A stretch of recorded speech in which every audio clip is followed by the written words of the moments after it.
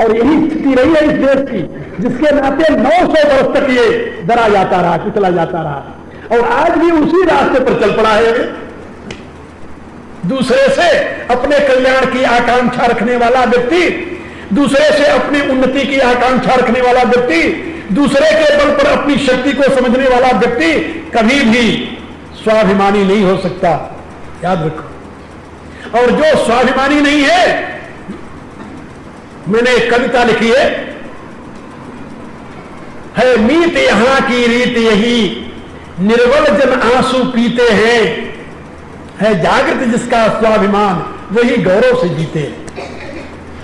इसलिए आप लोग याद रखें, अपने अतीत को संभालिए, अपने भविष्य को उज्जवल बनाने के लिए, अपने उद्धार के लिए, अपने को ऊंचा उठाने के लिए आप स्वयं जिम्मेदार हैं। इस सत्य को समझ करके इस पर मनन करते हुए मेरे साथ प्रार्थना कीजिए। समय बहुत हो गया है, कल फिर मिलेंगे, फिर आपसे चर्चा करेंगे। यदि प्रेम प्रभु से चाहता, अभिमान को तजता तेरे, वे छोड़ सब अरमान नित, हरि नाम जप दिन रात रे। देव सवितुर दुरितानि परास, यद भद्रम तन्यास।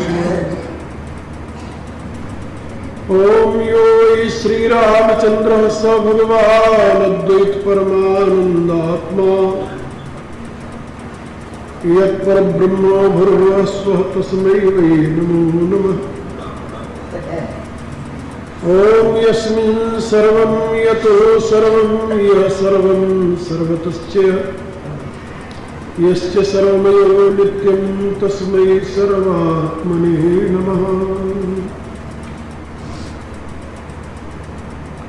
ओम यत्र यत्र रघुनंद कीर्तनं तत्र तत्र कृतमस्तकाञ्जलिं, वाष्पवारि परिपूर्णलोचनं नौमि मारुतिं राक्षसान्तकम्। भगवान श्री राम की करुणा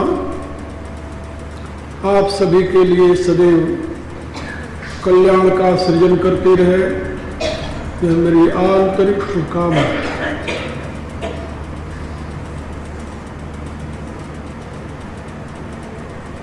प्रभु के दिव्य मंगल में विधान से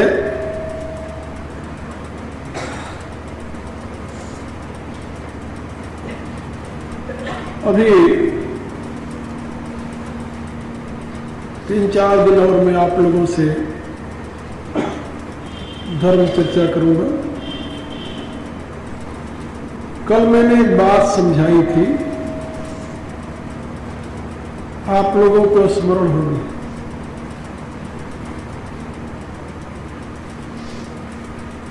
मनुष्य अपने उत्थान और पतन का स्वयं जिम्मेदार है। कोई किसी का न तो उत्थान कर सकता है और न कोई किसी का पतन कर सकता है। मनुष्य की कमजोरियां उसके पतन में हेतु होती है और उसके गुण जो हैं वह उसके उत्थान में कारण होते हैं। इसलिए भगवान के इस अमर आदेश को यदि आप लोग अपने जीवन में प्रतिष्ठित कर लें तो मुझे विश्वास है कि आपके जीवन में कभी भी दुख का दर्शन नहीं होगा। भगवान का आदेश क्या है, वह गीता के 6ठे अध्याय के प्रारंभ में भगवान ने बात कही है। कल मैंने वो श्लोक सुनाया था आप लोगों को, उद्धरेत आत्मना आत्मानं न आत्मानं अवसादेत, आत्मैव आत्मनो बंधु रात्मैव रिपुरात्मना। ये श्लोक है। दुनिया में अब तक जितने महापुरुष हुए हैं जितने धर्म प्रवर्तक हुए हैं, जितने धर्म संस्थापक हुए हैं, उन्होंने मनुष्यों को इस प्रकार की सीख नहीं दी।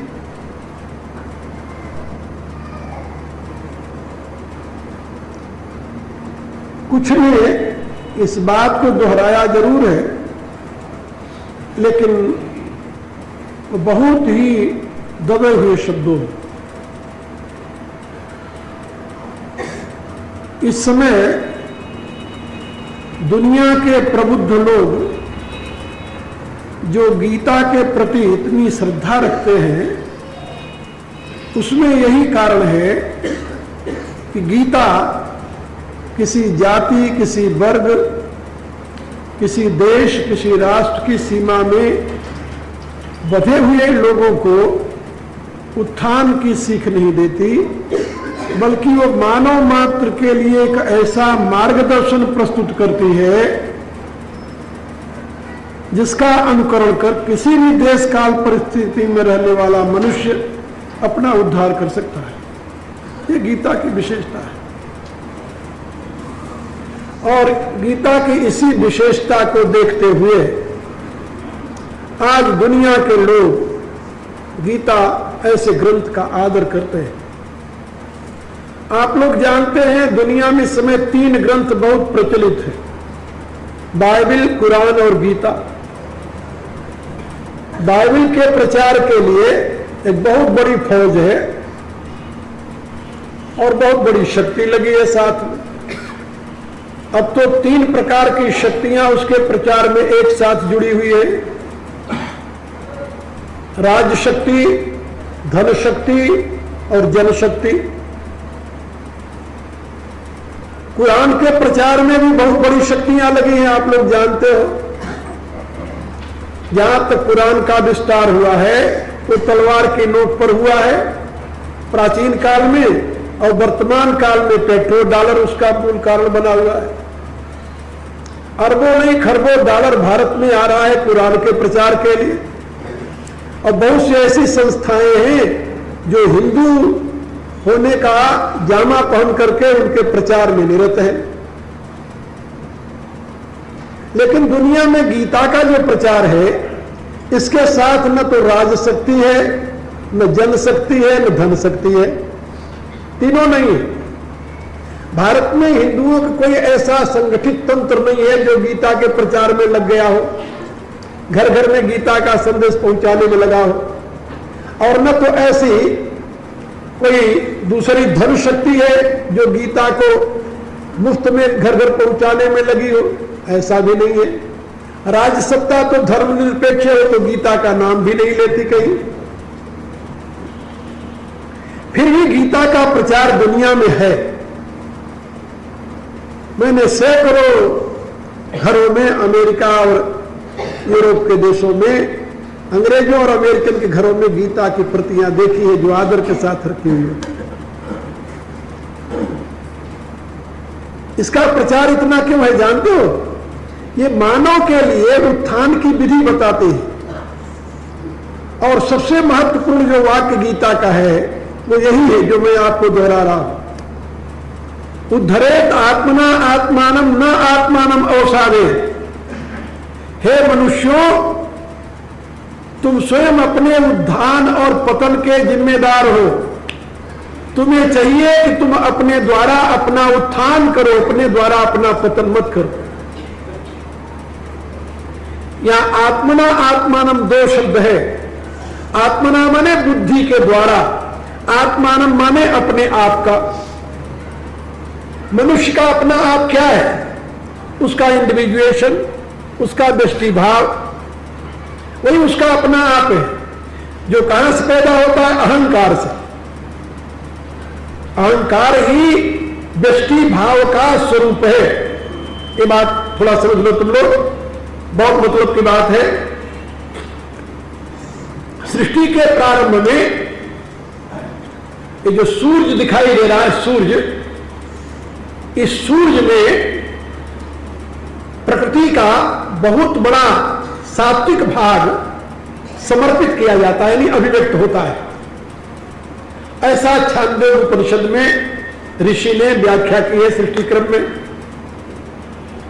और सूर्यमंडल में जो प्रकृति का सूक्ष्मतम भाग, सात्विक भाग समर्पित किया जाता है, उससे फिर एक और तीसरे पदार्थ का आविर्भाव होता है जिसको सोम कहते हैं। और उस सोम का समर्पण इस अंतरिक्ष में होता है, जिससे तीसरा तत्व पैदा होता है, चौथा तत्व, जिसको पर्जन्य कहते हैं। और पर्जन्य जो है वह वृष्टि के रूप में इस पृथ्वी पर समर्पित होता है, जिससे एक और तत्व पैदा होता है जिसे अन्न कहते हैं। और अन्न को फिर अनेक रूपों में भक्षण करने वाले प्राणी विभिन्न प्रकार के जीवों को उत्पन्न करते हैं। यह सृष्टि का क्रम है। इससे ज्ञात होता है कि सूर्यमंडल में जिस परम तत्व की अभिव्यक्ति होती है, सांख्य सिद्धांतानुसार उसी से अनंत बुद्धियों का जन्म होता है। उपनिषद में बताया गया है कि जैसे प्रज्वलित अग्नि जलाई जाए तो उसमें से छोटे छोटे चिंगारियां निकलती है, विस्फुलिंग जिसे संस्कृत में कहते हैं, ऐसे ही सूर्यमंडल से असंख्य जीव पैदा होते हैं, असंख्य बुद्धियां पैदा होती है, ऐसे समझ लो सूर्यमंडल से। अब पहले तो ये बात समझ में नहीं आती थी लोगों के। अब वैज्ञानिकों ने जब ये बात बताई कि ये जो सूर्य दिखाई दे रहा है ये तो अग्नि का विशाल समूह है और इसमें इतनी बड़ी बड़ी लपटें उड़ती हैं अग्नि की, 35-35 मील लंबी। आजकल के वैज्ञानिकों की खोज के अनुसार मैं आपको बता रहा हूं, ये जो सूर्य दिखाई दे रहा है ये गोला सा जो दिखाई देता है, ऐसा गोला सा है नहीं है। इसमें तो अग्नि की ज्वालाएं उठती हैं, लपटें उठती हैं। और लपटें कितनी ऊंची हैं तो उसमें वैज्ञानिकों ने कहा कि 35 मील लंबी ऊंची इसमें से लपटें उठती हैं, ऐसे उससे भी अधिक होगी, लेकिन उनकी अनुमान की गणना है।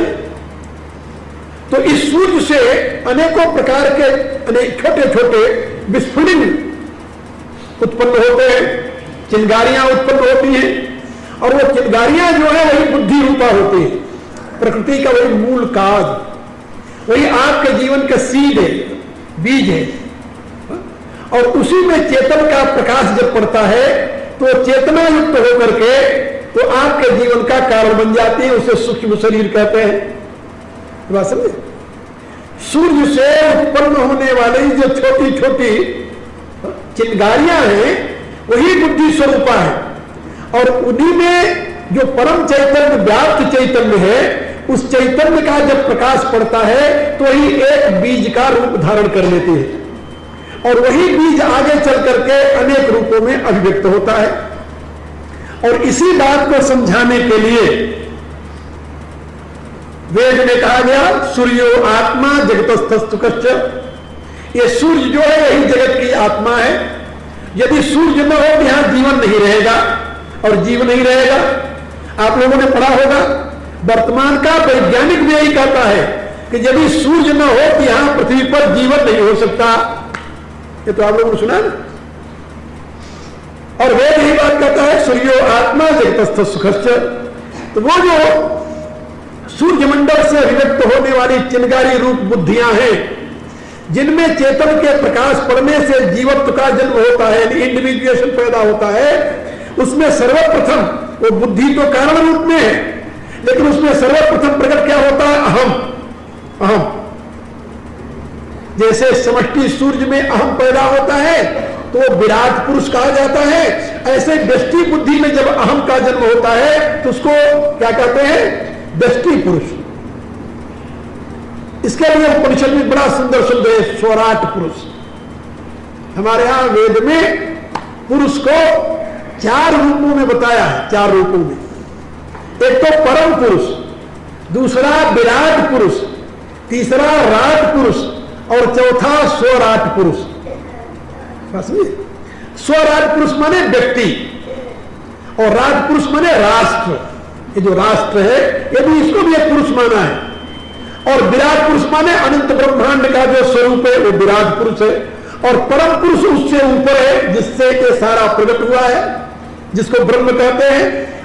तो ब्रह्म से विराट है, विराट से राट है, राट से स्वराट है, माने व्यक्ति है। अब इससे आप लोग समझ गए होंगे कि आपके व्यक्तित्व का जो मूल स्रोत है वो वही बुद्धि है, व्यक्ति बुद्धि, जो सूर्य मंडल का अंश है।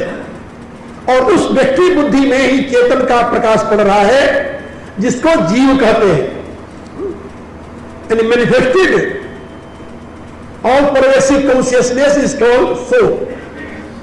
सोल माने जीव जो है वो सर्वव्यापी चेतन जब प्रकट होता है बुद्धि के माध्यम से तो उसको जीवात्मा कह देते हैं।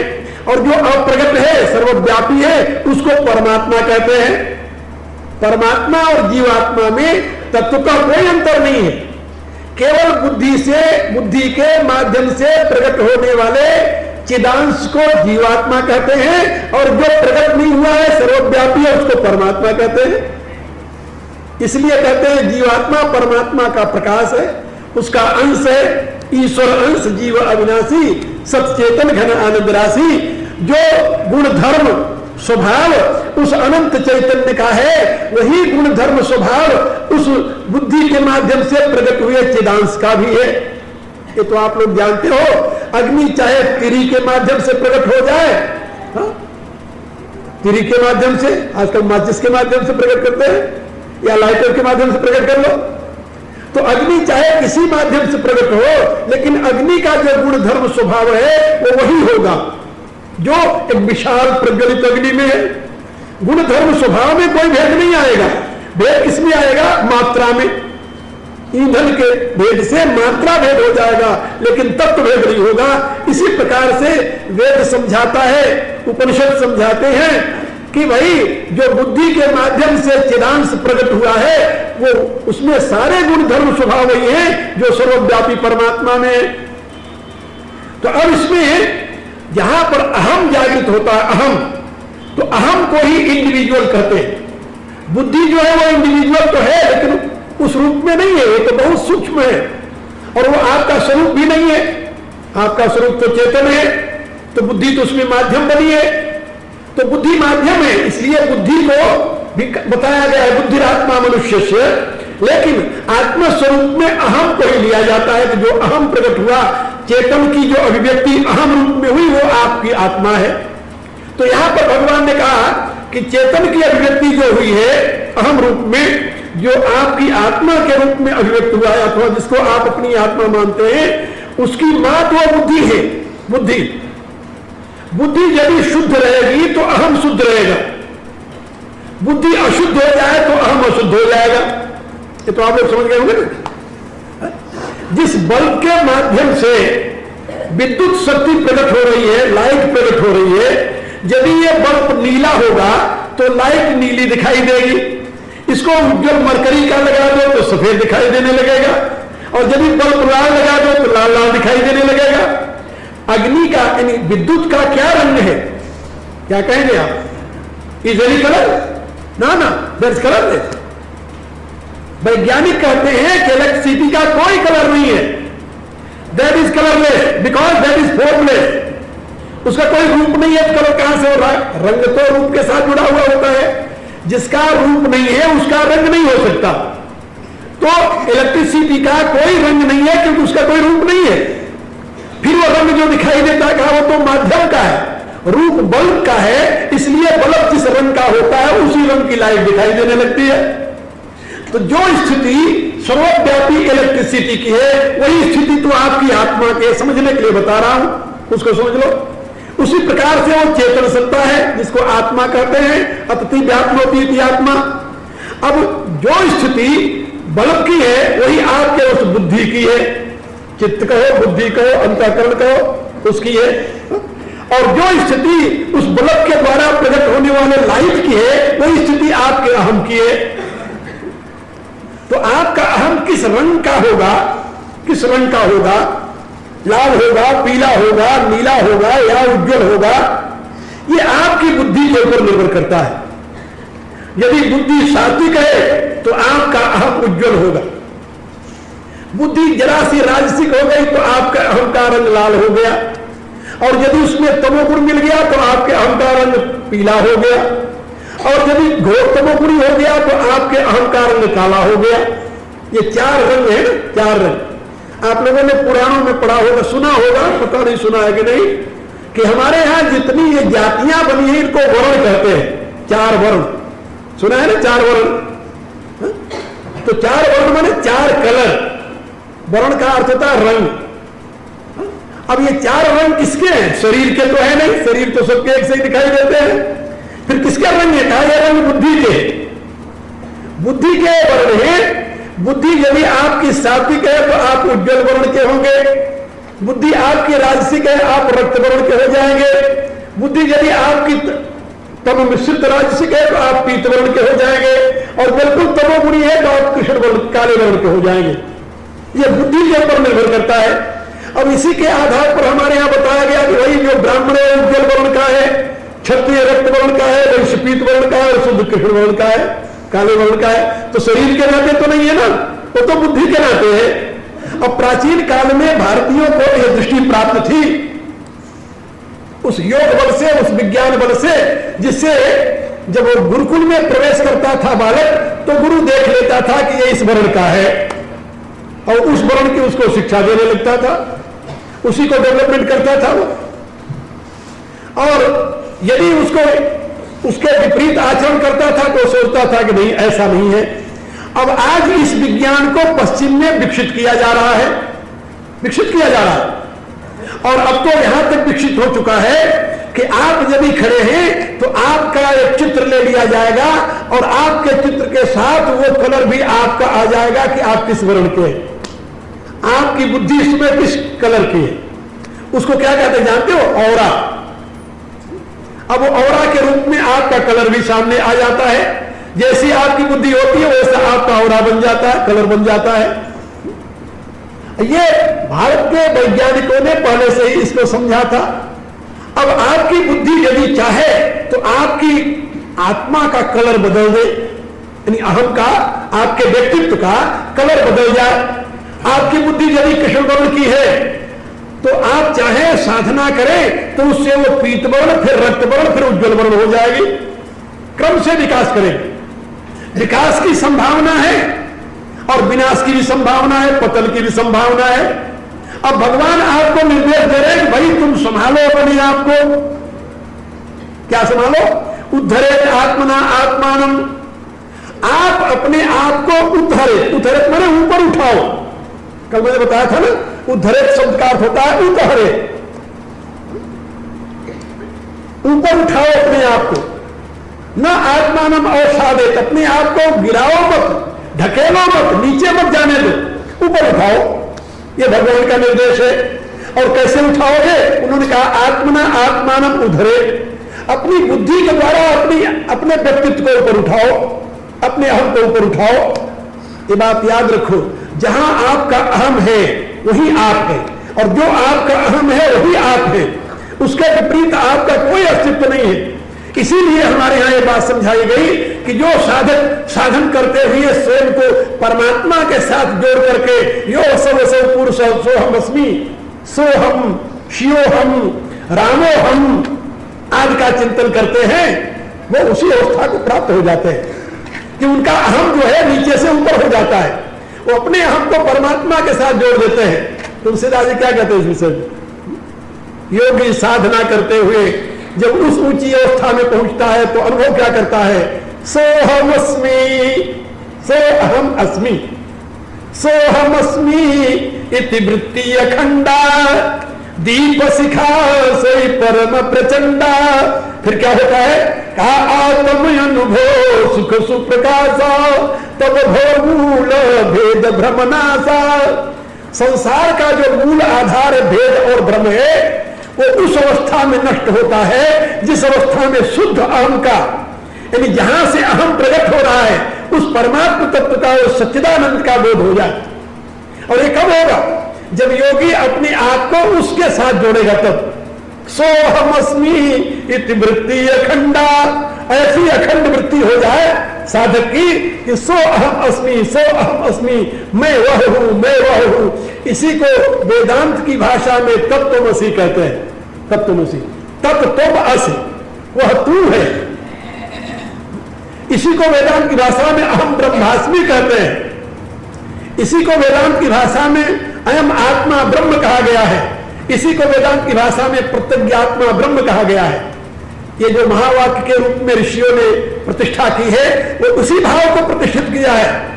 और राम का अपनी उपनिषद में समझाया गया कि जो साधक सदा रामो हमस्मि प्रवदन्ति ये तत्वतः न ते संसारेणो नूनम रामेव न संशय। जो साधक सदैव ये चिंतन करता है सदा रामो अहमस्मि, मैं राम हूं, चिंतन करता है, बोलता नहीं, ऐसा चिंतन करता है मैं राम हूं, यानी वो जो राम है वही इस आत्मा के रूप में अभिव्यक्त होकर के चिन्मय अस्मिन् महाविष्णु, वही परमात्मा हमारे अंदर प्रकट होकर के जीव रूप में आभाषित हो रहा, प्रकाशित हो रहा है। ऐसा जो अनुभव करता है वो नते संसारिणो नूनम रामेव न संशय, निश्चय वो रामस्वरूप हो जाता है, वो फिर संसारी नहीं रहता, क्योंकि संसार में आसक्त नहीं होता, वो अपने आप को नीचे से ऊपर उठा लेता है। जो सोचता है कि मैं अमुक जाति का हूं, अमुक वर्ण का हूं, अमुक कुल का हूं, अमुक नाम का हूं, अमुक पिता और अमुक मां का पुत्र हूं, वो संसार में बना रहता है। क्योंकि जैसा मानोगे वैसे तो बनोगे ना। और जो ये मानता है नहीं प्रकृति मेरी मां है, परमेश्वर मेरा पिता है, मैं तो परमेश्वर की संतान हूं, वो अपने आप को परमेश्वर के साथ जोड़ लेता है।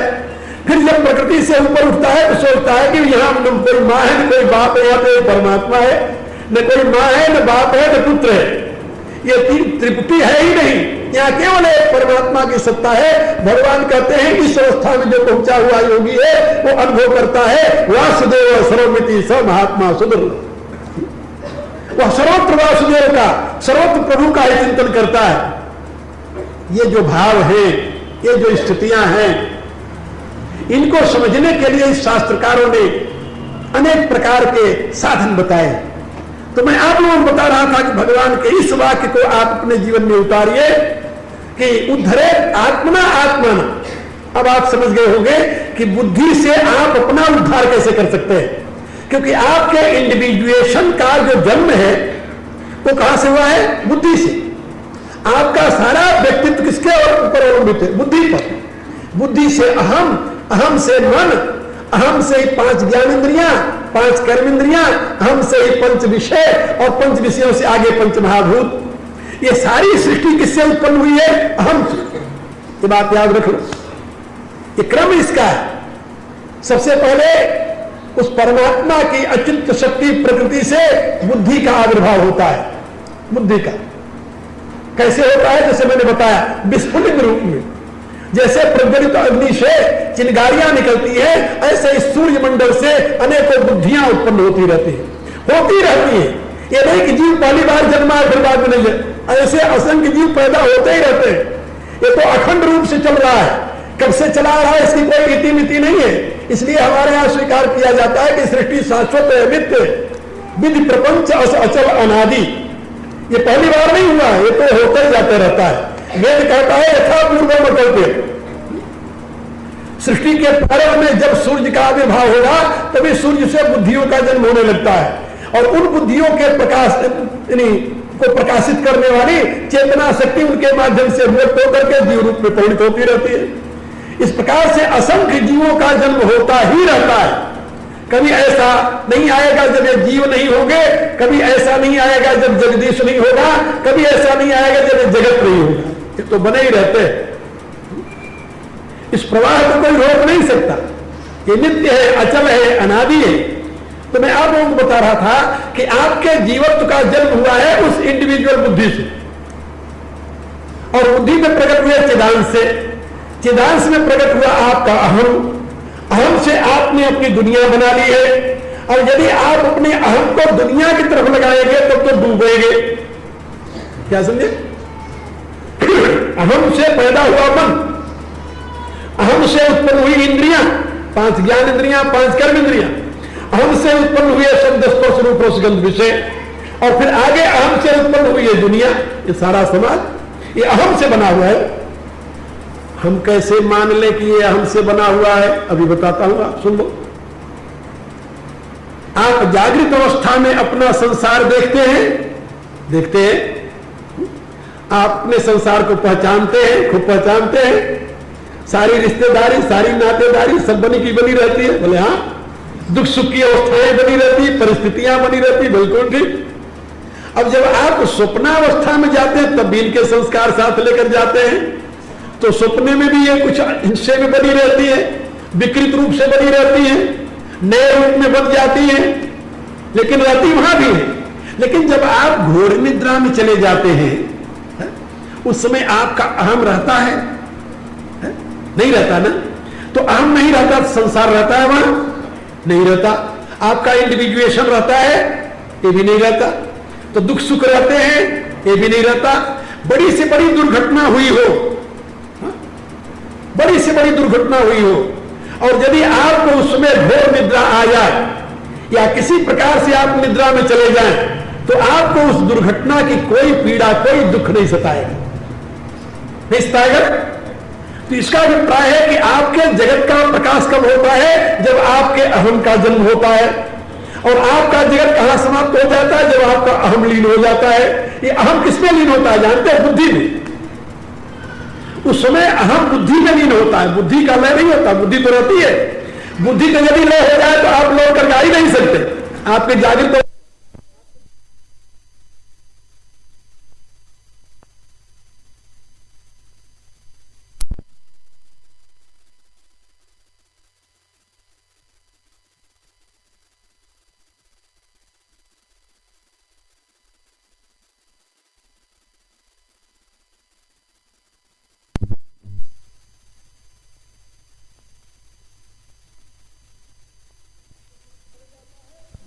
हो जाता है तो सब शांत हो जाता है, और बुद्धि से फिर जब उठ जाता है, फिर बाहर निकल आता है, फिर दुनिया जो तो तैयार हो जाती है, और उसमें बुद्धि अनुभव करती है। जब आप कहते हो मुझे तो ऐसी नींद आई कि कुछ पता नहीं चला, ऐसे आनंद से सोया कुछ पता नहीं, वो आनंद की अनुभूति कौन कर रहा है? आनंदमय कोष। और आनंदमय कोष के अधिष्ठात्री कौन है? बुद्धि। तो अहम का लय हुआ बुद्धि में, अहम का लय बुद्धि में हो गया। इसलिए आप घोर निद्रा में चले गए, और घोर निद्रा से जब आए तो आपका अहम जागृत हुआ, दुनिया आपके सामने जो तो बनी है। तो इससे आप लोग समझ गए होंगे कि आपका इंडिविजुएशन जो है, आपका व्यक्तित्व जो है, वो किसके ऊपर आधारित है? अहम के ऊपर। और कहां से उत्पन्न हुआ है? बुद्धि से। यदि बुद्धि आपकी शुद्ध हो जाए तो आपका जीवन डिवाइन बन जाएगा, और यदि आपकी बुद्धि अशुद्ध हो जाए तो आपका जीवन राक्षसी बन जाएगा। आप पशुता से भी नीचे गिर जाएंगे, पशुता से भी नीचे गिर जाएंगे, क्योंकि पशु तो दूसरे के काम में आ जाता है, लेकिन एक राक्षसी वृत्ति वाला व्यक्ति तो किसी के काम नहीं आता। वो तो मनुष्य रूपेण मृगा चरंती, ऐसा है। तो आपको भगवान कहते हैं कि अपने आप को गिराओ मत। गिराना किसको? अहम को। यदि अहम आपका ऊर्ध्वमुखी हो जाएगा, अहम का आप उद्धार करेंगे, तो कहां जाएंगे आप? अहम के मूल स्रोत जो वो चेतन है, उसमें लीन होगा अहम। ये बात समझ रहे हैं? अहम प्रकट हुआ है बुद्धि के माध्यम से, लेकिन अहम का मूल स्रोत चेतन है, बुद्धि नहीं है। बुद्धि तो माध्यम मात्र है, मीडिया मात्र है। इसलिए बुद्धि को मां कहा जाता है। बुद्धि मां है। किसकी मां है? अहम की। और बाप कौन है? बाप तो चेतन है, परमात्मा। जिस चेतन के प्रकाश में बुद्धि प्रकाशित होकर चिदांश को, अहम को पैदा किया है, वह परम चैतन्य घन जो है वो आपका पिता है। इसी बात को गीता के 14वें अध्याय भगवान ने समझाया। मम योनिर्महद् ब्रह्म तस्मिन् गर्भं दधाम्यहं संभवः सर्वभूतानां ततो भूत भारत। हे अर्जुन, ये महद ब्रह्म जो प्रकृति है मेरी, वो तो योनि है, मां है, और मैं उसमें गर्भ धारण कराता हूं, उसी से सारे जीव पैदा हो जाते हैं। ये बात समझे? तो बुद्धि जो है वो मां है अहम की, और वह परम चैतन्य प्रकाशक जो है वो पिता है अहम का। तो आप यदि अपने आप का उद्धार करेंगे, उद्धार माने ऊपर उठाएंगे अपने आप को, तो पहले तो ऊपर उठाएंगे, तो कहां से ऊपर उठाएंगे? जगत से। अभी आप कहां पहुंचे हुए जानते हैं? आपका हम कहां तक पहुंचा हुआ है? शरीर तक। शरीर तक ही नहीं, शरीर से भी नीचे। शरीर से भी नीचे गिरा हुआ है, पता नहीं कहां तक पहुंचा हुआ है। आप देखें कभी कभी आपका अहम पैसे में पहुंच जाता है, कभी कभी आपका अहम धरती में पहुंच जाता है। जमीन के इतने टुकड़े के लिए आप अपने आप का बलिदान कर देते हैं, कहते हैं ये मेरी प्रेस्टीज का सवाल है, तो आपका अहम प्रेस्टीज में उड़ज गया बेचारा। कहां गिर गया? चले कहां से? परमात्मा से। और गिरे कहां? जाकर के दोजख में पहुंच गए, वहां इतनी बड़ी सीमा में बांध गए। सुनते नहीं कि 1 फुट जमीन के लिए कत्ल हो गया वहां पर, एक ने दूसरे को मार दिया। अरे 4-4 पैसे के लिए। एक बार बहुत वर्ष पहले की बात है, एक व्यक्ति कहीं से आया, वो वृंदावन में गया, तो वृंदावन की परिक्रमा कर रहा था, वो पंचकोशी परिक्रमा। पंचकोशी परिक्रमा करते करते जमुना किनारे से जब दक्षिण तरफ पहुंचा वो, तो वहां पर कुछ बदमाशों ने उसे पकड़ लिया और पकड़ कर उसे मार दिया। सोचे कि इसके पास कुछ होगा, लेकिन उसके पास कुछ नहीं निकला। उसके जेब से शायद 5 आने या कितने पैसे निकले, और उसको जब अब मार दिया था, अब क्या करते? तो उसकी लाश पर पैसे रख करके भगे वहां पर। तो कहा कि 5 आने के लिए एक आदमी की हत्या कर दी। सोचो पहले कितना गिर गया आदमी। और 5 आना दूर है, कभी कभी व्यर्थ में हत्या कर देते हैं जी। आदमी इतना पतित हो जाएगा, ये शरीर से नीचे की बात है। तो अधिकांश लोग आपको जो रातों दिन पैसे के सिवा और कुछ नहीं देखते, जो ऐसे कहते हैं चमड़ी भले ही जाए दमड़ी न जाएगी, अब उनको कहां आप देख रहे हैं? तो चमड़ी में, वो अन्नमय कोष में भी नहीं है, वो तो उससे भी नीचे गिरे हुए लोग हैं। पैसे के लिए जिंदगी बर्बाद कर रहे हैं, पैसे के लिए अस्मत बर्बाद कर रहे हैं, पैसे के लिए धन और धर्म सब बर्बाद कर रहे हैं। ऐसे लोगों को क्या कहेंगे? आपने सुना होगा पहले कहानी ऐसी, लोग कहते थे कि एक राक्षस ने अपनी आत्मा को एक तोते में डाल दिया, और तोते को ले जाकर उसने तहखाने के अंदर बंद कर दिया, और न कोई तोते को मारे और न तो उसकी मृत्यु हो। तो किसी ने जाकर के किसी प्रकार से वहां तोते की टांग तोड़ी, तो उसकी टांग टूट गई। आखिर में तोते गला मरोड़ दिया तो मर गया।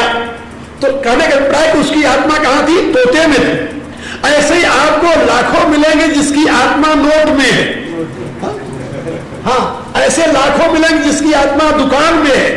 ऐसे लाखों मिलेंगे जिसकी आत्मा इस प्रकार के पदार्थों में है। यदि पदार्थ नष्ट हो जाए तो उनकी मृत्यु हो जाएगी। कहते हाय मैं मारा गया, कहते हैं ना, हाय मैं मर गया, क्यों भाई मेरा इतना नुकसान हो गया। उस पदार्थ में आत्मा उनकी है। कितना नीचे गिर गया है मनुष्य, आप जरा सोचिए। इस समय पद और पदार्थ के लिए क्या नहीं किया जा रहा है? मनुष्य की स्थिति कितनी नीचे गिर गई है। पहले तो संभलो, और पहले उन विषयों से अपने आप को ऊपर उठाओ, उन पदार्थों से। पद और पदार्थ के मोह से जब ऊपर उठाओगे तब तुम आओगे अपने शरीर में। शरीर से ऊपर उठाओगे तब आओगे इंद्रियों में। इंद्रियों से ऊपर अपने आप उठाओगे तब आओगे मन में। मन से ऊपर उठाओगे तब आओगे अहम में। और अहम को जब ऊपर उठाओगे तब जाओगे बुद्धि में। ये उपनिषदों में जो पंचकोश की व्याख्या की गई है, अन्नमय कोश, प्राणमय कोश, मनोमय कोश, विज्ञानमय कोश, फिर आनंदमय कोश है। आनंदमय कोश माने बुद्धि। तो अपनी अहम को यानी अपनी आत्मा को जब नीचे से ऊपर उठाओगे तभी तो आप पहुंचोगे। और यदि नीचे दौड़ती रहेगी तो आज तो हम भगवान से जब प्रार्थना करते हैं तब भी नीचे दौड़ने की प्रार्थना करते हैं। पूजा भगवान की करते हैं और मांगते क्या है? दुनिया के पदार्थ। भगवान मेरे ये हो जाए, भगवान मेरे ये हो जाए, भगवान मेरे हो जाए। तो दुनिया की कामना लेकर भगवान की उपासना करने से आप नीचे गिरते हो या ऊपर आते हो? क्या राय है आपकी? सोचो पहले। भगवान करे अरे मनुष्यों संभलो, उद्धरेत आत्मा आत्मानम। अपनी बुद्धि से अपने आप को ऊपर उठाने की कोशिश करो। क्यों गिरा रहे हो नीचे? ना आत्मानम औषादे, अपने आप को गर्त में मत गिराओ। औषादे माने पतन में न डालो, नीचे न गिरने दो अपने आप को। अब देखिए एक बात और आपको बताओ, परमात्मा के एक नाम है अच्युत। परमात्मा का एक नाम है अच्युत, और जीव को क्या कहते हैं? च्युत। क्योंकि परमात्मा तो अपने स्तर से कभी नीचे गिरता ही नहीं, वो जहां है वही रहता है। जहां है परमात्मा वही रहता है, वो अपने आप से कभी नीचे नहीं गिरता। और जीव जो है वो थोड़ी सी यदि कोई प्रलोभन की बात कोई वहीं फिसल के गिर गया, वहीं पतित हो जाता है। तो उसके पतित होने में कारण क्या है? आप जरा विचार करो कभी। प्रलोभन या भय। भय और प्रलोभन से पतित होने का कारण क्या है? अज्ञान। वो अपने आदि स्रोत को नहीं देख रहा, अपने कारण को नहीं देख रहा, अपने आप को नहीं समझ रहा, इसलिए नीचे गिरता चला जा रहा है। भगवान कह रहे तुम अपने स्रोत को तो समझो।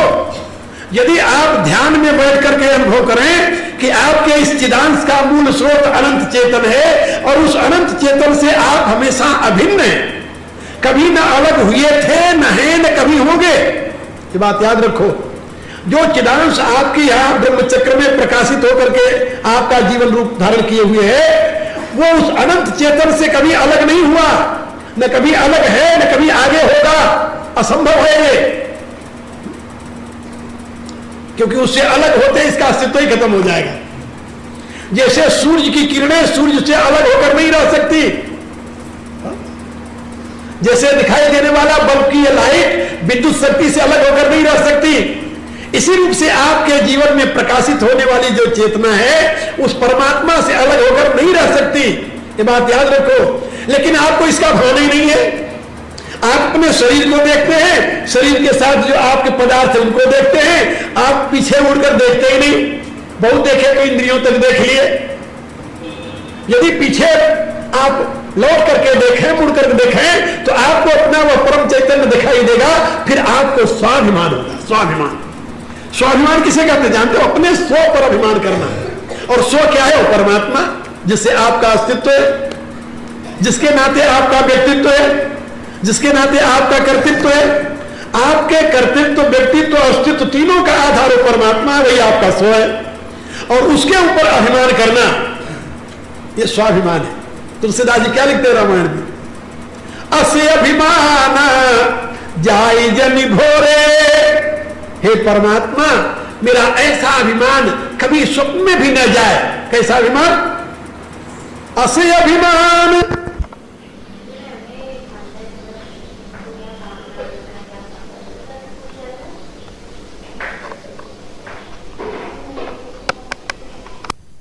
प्रभु ही मेरे पति है, वही मेरे स्वामी है, वही मेरे सर्वस्व है। ऐसा अभिमान मेरा कभी भूल करके भी न जाए।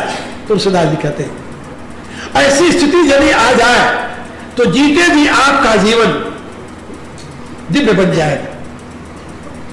आपके जीवन में फिर संसार से कुछ चाहने की कामना नहीं उठेगी। आप पद और पदार्थ से अपने आप को महान नहीं समझेंगे। अभी आप अपनी महत्ता किससे मापते हैं? सोचो पहले, आप अपनी महत्ता किससे मापते हैं? अपना मूल्य किससे निर्धारित करते हैं? अपना मूल्य निर्धारित करते हैं पद और पदार्थ से। आप किस पद पर हैं, कितनी पदार्थ आपके पास है, इससे अपना मूल्य निर्धारित करते हैं। और पद और पदार्थ ये दोनों आपकी आत्मा से बहुत दूर के।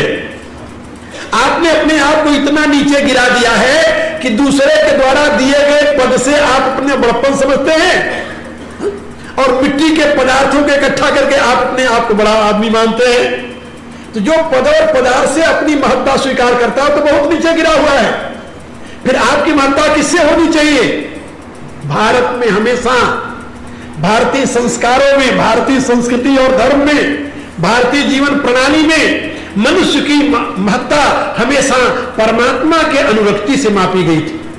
इसीलिए बड़े बड़े सम्राट भी उन महात्माओं के चरणों में जाकर के दंडोत करते थे, क्योंकि वो अपने आप को परमात्मा से युक्त अनुभव करते थे। वो अपनी महत्ता में आप बैठे रहते थे। लेकिन आज आप महात्माओं की भी महत्ता पद और पदार्थ से मापते हैं। ये भी एक और अनर्थकारी हो गया। वो बहुत बड़े महात्मा के उनका बहुत बड़ा आश्रम है। आप जरा सोचिए, आप अपने नहीं, अब अपनी दृष्टि आपने हर एक जगह फैला दी और सब जगह आपको महत्ता का मापदंड क्या हो गया? वही पद और पदार्थ। इसलिए मेरे प्यारे, अपने आप को वहां से उठाइए। भगवान के इस आदेश को जीवन में लाने की कोशिश करो। उद्धरेत आत्मना आत्मान। अपने व्यक्तित्व को, अपने अहम को बुद्धि के प्रकाश में वहां से उठाकर ऊपर ले आइए। उठाएगी बुद्धि बुद्धि कैसे उठाएगी? बुद्धि सात्विक हो जाए तो आपका अहम परमात्मा का दर्शन करने लगेगा, परमात्मा से एकत्व की अनुभूति करने लगेगा। बुद्धि राजसिक है इसलिए आप अपने आप को संसार से बांधे हुए हैं। बुद्धि तामसिक हो जाए तो आप अपने आप को धन संपत्ति से बांध देंगे। जो स्थूल पदार्थों से अपने बुद्धि को बांध दिया है, अपने व्यक्तित्व को समझता है, वो तमोगुणी व्यक्ति है और उसने आत्महत्या की है। आत्महत्या, वेद में इसे आत्महत्या बताया गया। जो आत्मा की महत्ता से आत्मा को नहीं समझता, पद और पदार्थ की महत्ता से आत्मा को समझता है, वो आत्महत्यारा है। ऐसा वेद में और भगवत गीता में बताया गया है। आत्महत्यारा क्योंकि आत्मा की हत्या होती नहीं, आत्मा तो नित्य तत्व है, तो उसको मारेगा कौन? कहा आत्मा को मारने का अर्थ होता है आत्मा को गिरा देना, और आत्मा के गिराने का अर्थ होता है कि आत्मा का मूल्य पदार्थों से मापना। यदि आप अपने मूल्य को पदार्थों से मापते हैं तो आपने आत्महत्या की है, अपनी आत्मा को नीचे गिरा दिया है। और यदि आप अपना मूल्य अब आत्मा के नाते मानते हैं, आत्मा के सच्चिदानंद स्वरूप के नाते मानते हैं, तो आपने अपना उद्धार कर लिया है। भगवान कहते हैं अपना उद्धार करो, अपने को गिराओ मत। उद्धरेत आत्मना आत्मानम, जिस बुद्धि से आपका उद्धार होना है, याद रखो उसी बुद्धि से सारी दुनिया का उद्धार होना है। मेरी ऐसी राय है कि किसी भी जाति, किसी भी समाज, किसी भी राष्ट्र का उद्धार करना हो तो वहां के नागरिकों की बुद्धि को उन्नत बना दीजिए, और यदि किसी का विनाश करना हो तो वहां के लोगों की बुद्धि भ्रष्ट कर दीजिए। चाणक्य क्या कहता है? चाणक्य कहता है अपने अर्थशास्त्र में कि यदि तुम देखो कि यह देश बलशाली है और तुम उसको नष्ट करना चाहते हो तो उसके साथ युद्ध मत करो, कि युद्ध करने से तुम्हारा विनाश होगा। फिर क्या करना चाहिए? कहा केवल एक रास्ता है उस राष्ट्र को नष्ट करने के लिए कि तुम्हारे यहां जितनी वेश्याएं हो, सुंदर वेश्याएं, उन सबको उस राष्ट्र में भेज दो, किसी भी प्रकार से भेज दो, और उनको यह शिक्षा दो कि वहां के नागरिकों को वो व्यसन में लगा दें, शराब पीने में लगा दें, जुआ खेलने में लगा दें। ये 3 व्यसन है। अब वो एक तो व्यभिचारी बन जाएंगे वहां के नवयुवक, शराबखोर बन जाएंगे, जुआ खेलने लगेंगे। जुआ खेलने से वो दरिद्री होंगे, शराब पीने से बुद्धि भ्रष्ट होगी, और यदि व्यभिचारी हो जाएंगे तो शक्ति नष्ट हो जाएगी। और जिस देश के युवकों में न तो शक्ति है, न बुद्धि है, न संपत्ति है, तीनों नहीं है, उनको तो अधीन करने में कितनी देर लगता है? राजनीति शास्त्र पढ़ा है आप लोगों ने? किसी ने नहीं पढ़ा होगा शायद। ये राजनीति शास्त्र के मंतव्य है कौटिल्य के। वो कहता है कि लड़कर के बड़े राज्य को तुम नहीं जीत सकते। वहां की 3 प्रकार की शक्तियां होती है। किसी भी परिवार की शक्ति 3 प्रकार की है: शारीरिक शक्ति, बौद्धिक शक्ति और संपत्ति की शक्ति, धन शक्ति जिसे कहते हैं। और तीनों प्रकार की शक्तियों को नष्ट करना हो तो उसके लिए 3 व्यसन लगा दीजिए।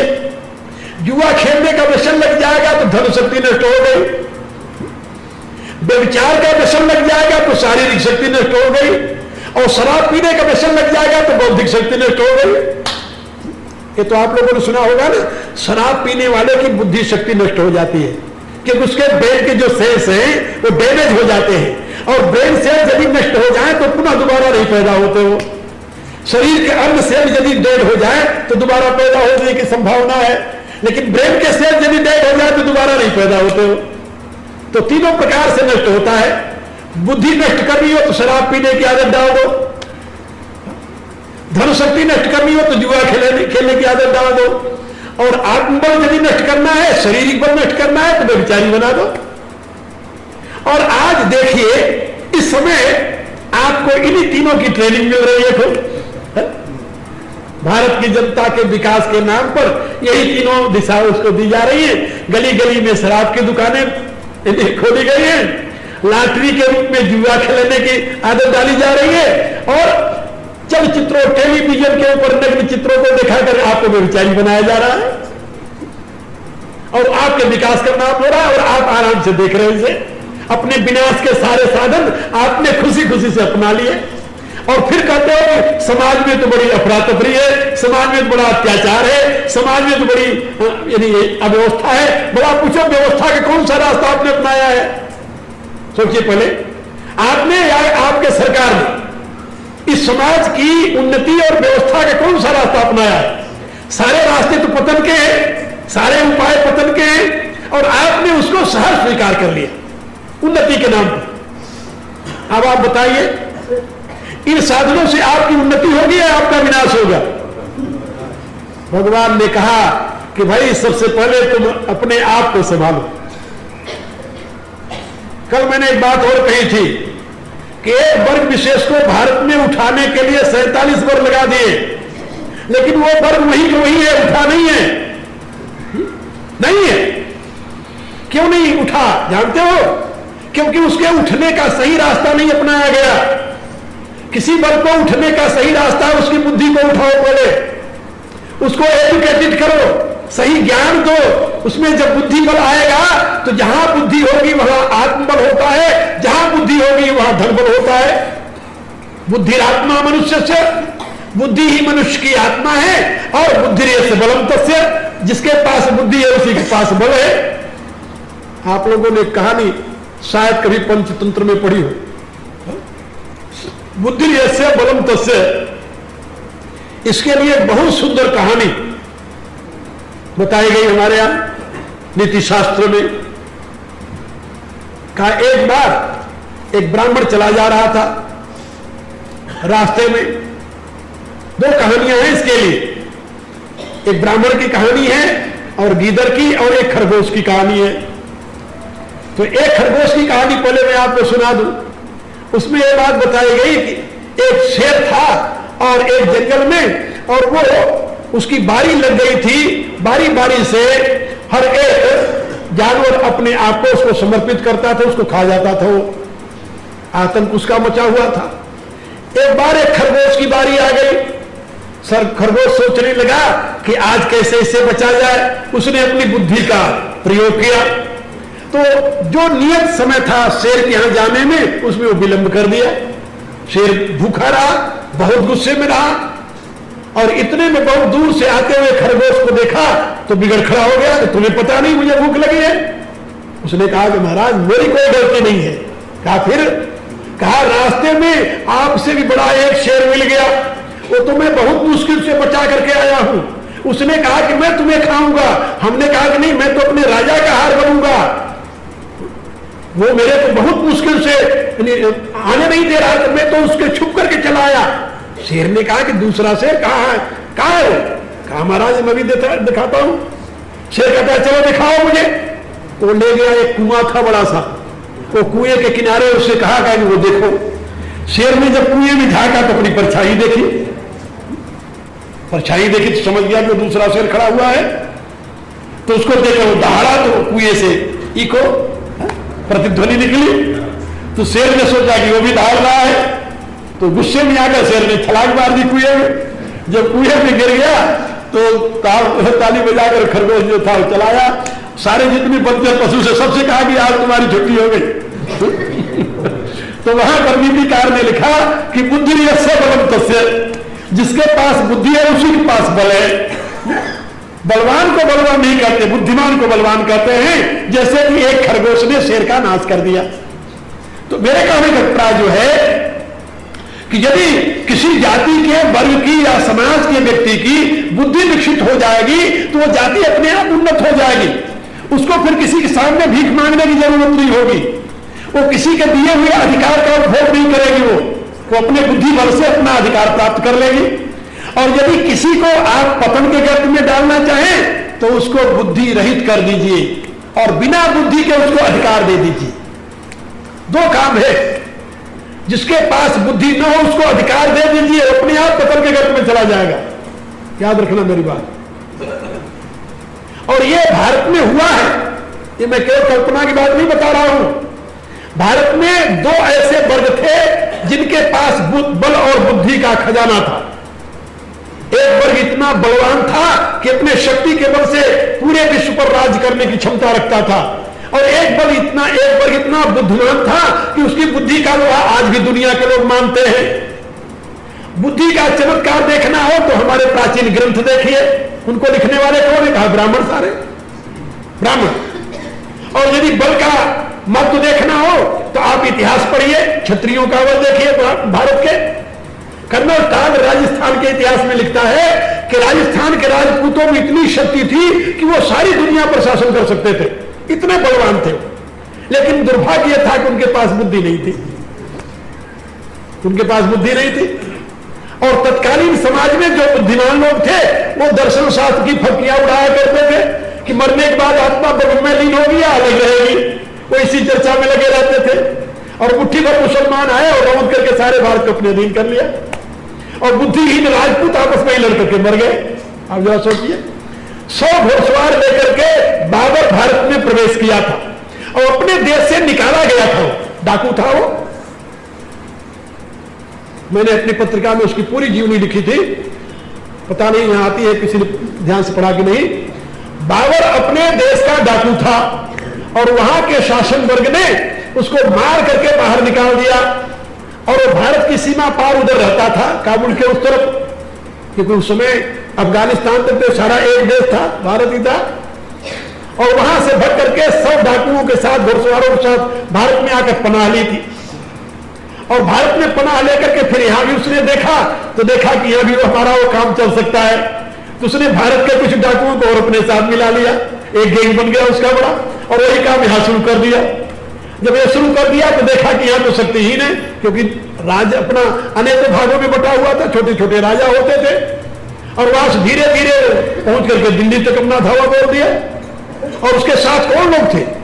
वहां से आने वाले मंगोल केवल 100 थे और बाकी सब भारतीय थे, और उसको अपना नेता बना लिया, उनके पीछे लड़ने लगे। राणा सांगा के साथ युद्ध में पहली बार हार गया, और उसके साथ लड़ने वाले सारे भारतीय थे, कोई दूसरा नहीं था जो उसके सिपाही बने थे। और दोबारा जो राणा सांगा के ऊपर उसका विजय हुआ तब भी भारतीय सिपाही लड़ रहे थे, नाम बाबर का हुआ विजयी, और लड़े भारतीय लोग। मेरे कहने का अभिप्राय कि बुद्धिहीनता का यह परिणाम रहा है कि शक्ति होते हुए भी गुलाम बन गए, शक्ति होते हुए भी पराजित हो गए, फूट के नाते, बुद्धि न होने के नाते। तो बुद्धि के अभाव में बल का ह्रास हुआ, और बल के सहयोग न देने से धीरे धीरे बुद्धि का ह्रास हो गया। अब देखिए, हमारे यहां उपाधियां थी, द्विवेदी, त्रिवेदी, चतुर्वेदी आदि। उनके पूर्वज जो थे 2 वेद, 3 वेद, 4 वेद के पंडित थे। अब उनके काला अक्षर भैंस बराबर है, लेकिन है द्विवेदी जी हो, वो चतुर्वेदी जी है। इसका क्या अभिप्राय हुआ जानते हो? योग्यता के अभाव में अधिकार उनका बना हुआ है, और योग्यता के अभाव में जिसका अधिकार बना रहेगा उसका नाश होगा। और इसमें आप देखिए, दोनों का जितना पतन हुआ है उतना किसी का पतन नहीं हुआ है। क्षत्रिय में योग्य सामर्थ्य नहीं रहे, फिर भी वो ठाकुर साहब बने रहे, तो योग्यता के अभाव में उनका अधिकार रहा, इसलिए देश का पतन हुआ। योग्यता के अभाव में उनका अधिकार रहा, इसलिए देश का पतन हुआ। जब ब्राह्मण बल और छात्र बल इस देश से नष्ट हो गया, फिर देश को संभालने वाला कौन था भाई? फिर विदेशी संभाले।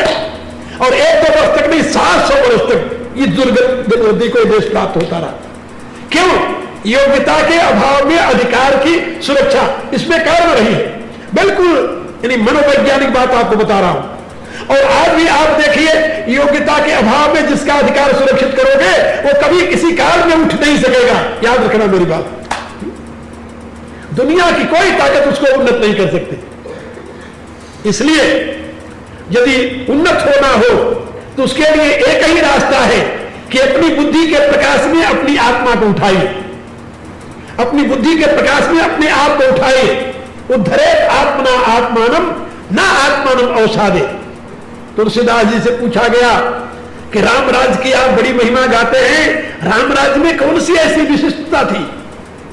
उन्होंने कहा रामराज में, बोला कहा जब राम राजा बने तो उन्होंने एक नियम पास किया, एक कानून बनाया कि हमारे इस राज्य में कोई बुद्धिहीन नहीं होगा, कोई बुद्धिहीन नहीं होगा।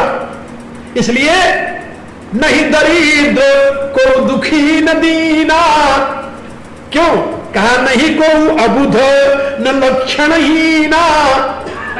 सब गुणज्ञ पंडित सब ज्ञानी, सब कृतज्ञ नहीं कपट सयानी। राम राज्य में सब गुणज्ञ थे, सब पंडित थे, सभी ज्ञानी थे। जिस देश की जनता ज्ञानी होती है, पंडित होती है, समझदार होती है, बुद्धिमान होती है, उस देश में दरिद्रता नहीं आती। हमारे यहां नीति शास्त्र में बात बताई गई, ये बात याद रखो, जहां अज्ञानता होगी वहां ये 3 परिणाम आएंगे। कौन कौन से? सबसे पहले अज्ञानी जो है वो दरिद्र होगा, क्योंकि जहां सुमति तहां संपत्ति नाना, जहां कुमति तहां विपत्ति निदाना। धन जो है वो बुद्धि से प्राप्त होता है, याद रखना। तो जहां सुमति होगी वहीं संपत्ति आएगी, जहां सुमति नहीं वहां तो संपत्ति हो तब भी साफ हो जाएगी। इसलिए जहां अज्ञान है वहां सबसे पहले तो दरिद्रता आती है, और दरिद्र आदमी निर्बल होता है, और निर्बल हमेशा पराधीन हो जाता है। तो दरिद्रता, निर्बलता, पराधीनता ये बुद्धिहीनता के परिणाम है। ये नहीं कि बुद्धिहीन व्यक्ति जो है वो धनवान हो जाएगा, बलवान हो जाएगा और स्वतंत्र हो जाएगा, असंभव है। इसलिए गीता के शब्दों में आप अपने बुद्धि को संभालिए, बुद्धि को उन्नत करने के लिए जो साधन बताए गए हैं उनको अपनाइए। यदि आप अपनी बुद्धि को संभाले और बुद्धि के प्रकाश में अपनी उन्नति का मार्ग निश्चित किए तो आप कल्याण के भागी बन जाएंगे। गीता का यह संदेश अपने हृदय में प्रतिष्ठित कीजिए। उद्धरेत आत्मना आत्मानम ना आत्मानम अवसादे। और भगवान साथ साथ ये भी कहते हैं, आत्मनो बंधु आत्मयुरात्मना, कि मनुष्य की आत्मा ही स्वयं की बंधु है और मनुष्य की आत्मा ही स्वयं की शत्रु है। दुनिया में सही में आपका कोई शत्रु नहीं है और आपका कोई मित्र भी नहीं है। हमारे यहां श्रीमद् भागवत में एक श्लोक पढ़ा जाता है, नीति शास्त्र में भी है ये, न कश्चित कश्चित मित्रम न कश्चित कश्चित रिपुः व्यवहारे न जानन्तु मित्राणि रिपुस्तथा। कोई किसी का मित्र नहीं है, कोई किसी का शत्रु नहीं है। व्यवहार के द्वारा आदमी अपना चाहे मित्र बना ले और व्यवहार के द्वारा चाहे अपना शत्रु बना ले, कुछ भी बना ले। आप देखिए राम के दरबार में सुख सारण जो आते हैं वो गुप्तचरी करने आते हैं, लेकिन राम का इतना प्यारा व्यवहार था कि वो मुग्ध हो गए वही, और जिस रावण की गुप्तचरी करने आए थे उसी रावण को जाकर उपदेश देने लगे, राम के मित्र बन गए। तो राम ने रावण का भाई विभीषण को तो अपना मित्र बना लिया, लेकिन रावण स्वयं अपने सगे भाई को मित्र नहीं बना सका। क्या कहेंगे आप? विभीषण तो रावण का भाई था ना, तो रावण अपने भाई को मित्र नहीं बना सका, और राम उस शत्रु के भाई को अपना मित्र बना लिए।